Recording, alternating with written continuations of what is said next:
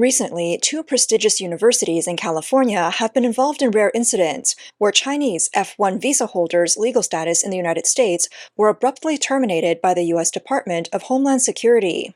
On April 11th, a graduate student studying at UC Berkeley received an email forwarded by the school's International Students Office, notifying them that their legal status in the U.S. had been invalidated.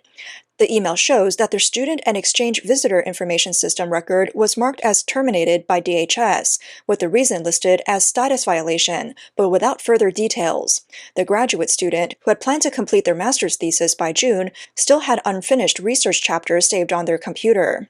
On the same day, an issue arose with the Stanford University Library's access control system, rendering 6 international students' campus cards ineffective. After the university investigated, it was confirmed that their SEVIS records had also been closed by DHS. Stanford's Special International Center quickly issued an internal notice, stating that the university had not received any formal notification from law enforcement beforehand. The university reached out to legal aid for the affected students and urged them to prepare for departure within 72 hours to avoid overstaying, which could lead to further immigration consequences.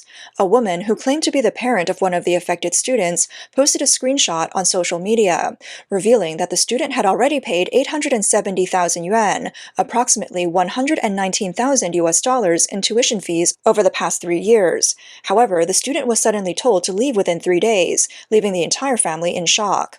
The post mentioned that the student's graduation thesis was only half completed, and their apartment still housed a 2-year-old hamster.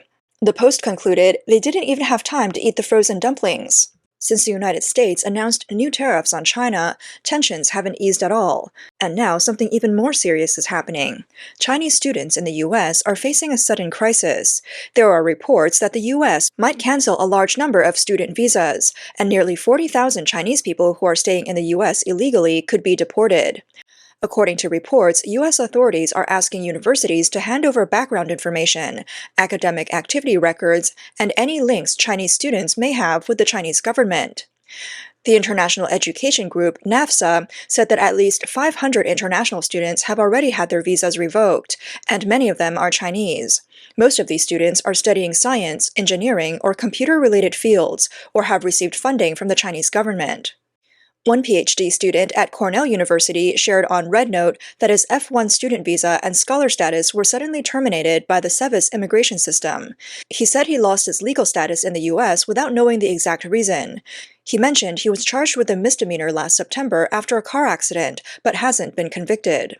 Another PhD student named Liu Xiaotian, studying computer science at Dartmouth College, also had his visa revoked on April 4th. He said he never broke any traffic laws in the U.S. and never joined any protests, including those related to Israel or Palestine. Universities in the U.S. have remained quiet about why these visas were canceled, but many believe this is connected to the U.S. government's strategy to prevent potential espionage linked to the Chinese Communist Party before it happens.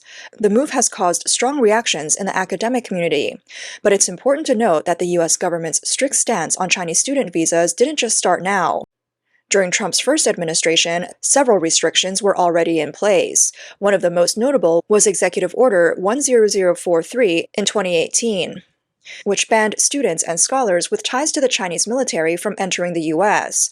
Since then, competition between China and the U.S. in trade and technology has only intensified, and the U.S. has grown more concerned that China might use academic partnerships to gain access to advanced technology. Alongside these visa cancellations, the U.S. is also taking a tougher approach on illegal immigration from China. Right now, there are about 390,000 Chinese nationals overstaying in the U.S. At least 39,000 of them have already received deportation orders. The U.S. government also plans to impose heavy fines on those who stay past their visa deadlines. If they don't pay, their assets could be seized. In response to these policies, some Chinese diplomats have once again turned to what's often called wolf warrior diplomacy to criticize the United States. On April 10th, Foreign Ministry spokesperson Mao Ning posted on X, saying, "We are Chinese. We're not afraid of provocation. We won't back down." She also included a clip of former Chinese Communist Party leader Mao Zedong. 一是大道，换者胜利，时间要打多久？我讲我们不要做决定，过去是有道路门，以后是有爱是好或者美国的将来的什么政统，由他们去决定。就是说他们要打多久就打多久。Shortly after his speech, Chairman Mao caused the deaths of tens of millions of Chinese people. Mao Zedong was a genocidal dictator who killed millions. He should not be promoted positively in any way. At the same time, led by Chinese state media, another wave of boycott campaigns is spreading across China's social media. The U.S. is acting unjustly and will eventually destroy itself. Today is April 9, 2025. Once again, the U.S. is pushing hegemony and starting a trade war. Do you really think you could stop China's rise? Do you think tariffs and sanctions will crush Chinese manufacturing? U.S. tariffs won't scare us. They'll only bring our 1.4 billion people closer together. Starting today, let's support Chinese products and stick together. Let's grow Chinese businesses stronger. You buy a bottle of Chinese soy sauce, I'll switch to a Chinese phone. Together, we'll take Chinese brands global. No matter how big America's plan is, you can't beat the unity of 1.4 billion Chinese people. Come on, let's say it together. Stand tall, Chinese businesses. Chinese manufacturing will sweep the world.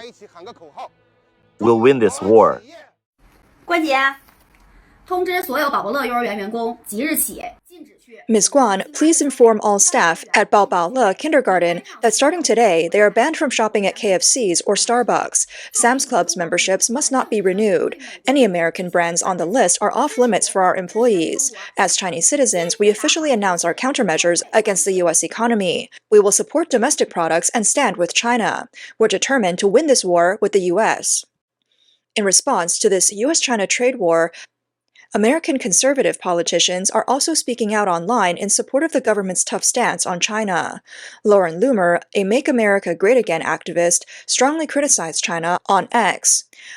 On April 10th, Loomer reposted Mao Ning's message and said, "Wish we could start revoking Chinese student visas to teach China a lesson.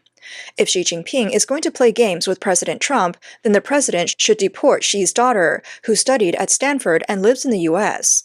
According to Chinese radio Seattle, conservative commentator Margot Cleveland also responded to China's latest tariffs on American goods. She said, "Just waiting for Trump to counter China's latest move by pulling all student visas and sending the spies home." In addition to diplomatic and security tensions, the economic rivalry between the United States and China is intensifying.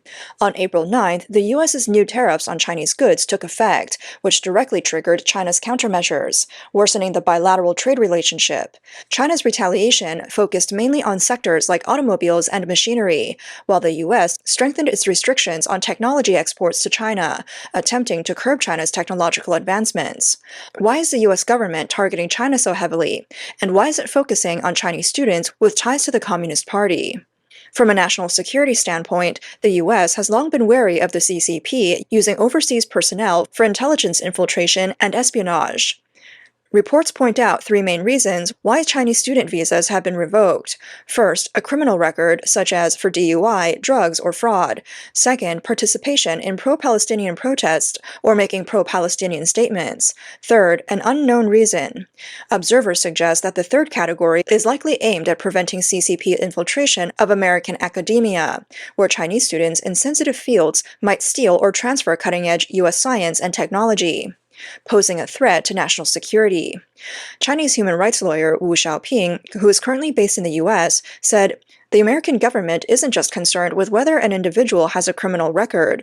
They're also scrutinizing the social media accounts of these students, checking whether they've made anti-American statements. For example, are they anti-U.S. or even pro-CCP? I believe these visa cancellations for students with no criminal records might be related to these concerns." In recent years, U.S. intelligence and law enforcement agencies have reported that some Chinese students and scholars may use academic platforms to collect sensitive technology or political intelligence, attempting to send this information back to China.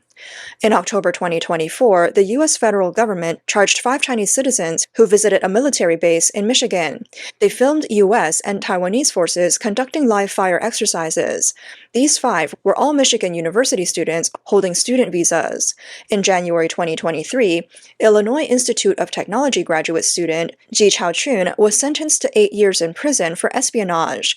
The court found that Ji, acting for the Chinese Ministry of State Security, had collected information on several US-based aerospace and satellite technology researchers and engineers, even using false information to join the US Army Reserves to obtain military intelligence.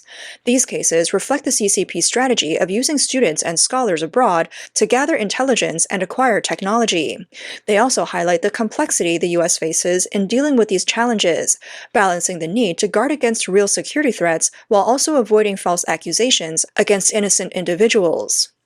U.S. Republican Congressman Riley Moore once said that this is just the tip of the iceberg in terms of the CCP using American academic institutions as platforms for espionage activities, and this trend is growing. Wu Xiaoping added, Chinese students learn the most advanced science and technology in the U.S., mastering the latest techniques, but then they go back to serve a dictatorial regime. Many of these students come with CCP tasks to steal intellectual property and bring it back to China. Former Beijing lawyer Lai Jianping pointed out that some students come to the U.S. with ulterior motives. They may be here to steal U.S. technology secrets and scientific information. Therefore, from the American perspective, given the overall escalation in competition with China, taking extra precautions against these risks is an inevitable political and public reaction. As for the U.S.'s crackdown on illegal Chinese immigrants, this is also driven by reasons of its own. Reports say that on December 19, 2024, Sun Yaoning, the chief director of the U.S.-Chinese Grand Gala, was arrested in California. He was accused of illegally acting as an agent for the CCP while assisting on the campaign of a city council candidate in 2022. Prosecutors allege that he conspired with recently sentenced CCP agent John Chen, attempting to infiltrate U.S. politics. The indictment shows that John Chen threatened supporters of Taiwan during an event in Los Angeles in 2019.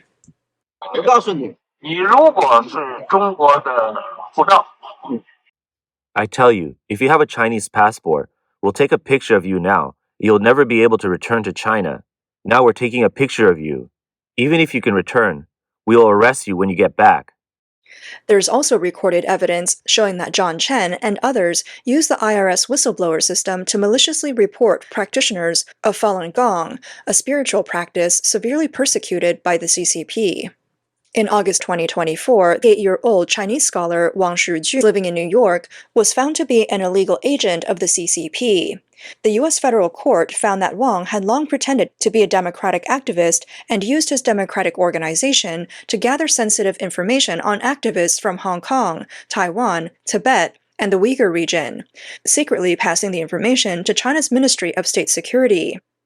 In the past, the issue of illegal immigration in the U.S. often focused on countries in the Americas, like Mexico, but the large-scale scrutiny of the Chinese community this time shows that the U.S. government is increasingly viewing CCP ties or potential threats as a crucial factor in immigration enforcement. Analysts point out that the U.S.'s zero-tolerance policy is not only aimed at ordinary illegal entrants, but also extends to Chinese groups that may be linked to CCP intelligence or United Front work. From the perspective of technology and economic competition, the U.S.'s recent tightening of visa reviews for Chinese students and strict policies toward illegal immigrants reflect the government's strategic considerations regarding global technological competition. At the core, technological competition is essentially a battle for economic and industrial supremacy. In today's world, where technology is rapidly evolving, mastering cutting-edge tech means holding the keys for future economic growth, especially as the US and China's competition in high-tech, intellectual property protection, and industrial upgrades intensifies. China's rise in fields like artificial intelligence, quantum computing, and semiconductors has raised concerns in the US about sensitive technologies being leaked through academic and research exchanges. The U.S. government fears that some Chinese students and researchers might unintentionally or deliberately bring advanced technologies back to China, thereby boosting the CCP's competitive edge in military, industrial, and emerging strategic industries. This is why strengthening surveillance of student backgrounds and research activities has become an important measure for the U.S. to maintain its technological lead. Additionally, from the perspective of U.S. immigration and law enforcement management, strengthening visa and residency checks, along with advancing a registration system, aims to build a more comprehensive and accurate foreign personnel information system. Such measures help immigration authorities keep track of foreign nationals' activities more efficiently, identify those involved in illegal activities or potential security threats, and play a role in preventing crimes and spying. This also reflects a broader tightening of U.S. immigration laws and enforcement procedures. Reports indicate that the controversy surrounding U.S. visas for Chinese students being revoked is not just a news story, but a reflection of the tense atmosphere between the two countries. It is expected that the U.S. government will maintain or even intensify its defensive stance on immigration and visa issues, with specific actions coordinated through the Department of Homeland Security, the State Department, and Immigration and Customs Enforcement. Meanwhile, the CCP is likely to continue condemning the U.S. and retaliate diplomatically and through public opinion. If both sides fall into a vicious cycle prioritizing security, the relationship between the two countries will be hard to repair. However, scholars believe that for the U.S., national security has always been viewed as a top priority. Given the current global political situation and intensifying technological competition, the strict review measures taken by the U.S. government are driven by a strong focus on national security. From a broader international competition perspective, this approach is not an isolated incident, but part of a strategic choice made by many countries in the face of increasing global competition. In fact, Europe, Japan, and many other economies are also tightening controls over sensitive technologies and scrutinizing foreign cooperation. The global tech competition is becoming more evident, with experts specifically scrutinizing China. Overall, the U.S.'s concerns about national security and technology are significant driving forces behind these stringent measures. At the same time, these needs have high practical significance in the context of global tech competition and geopolitics.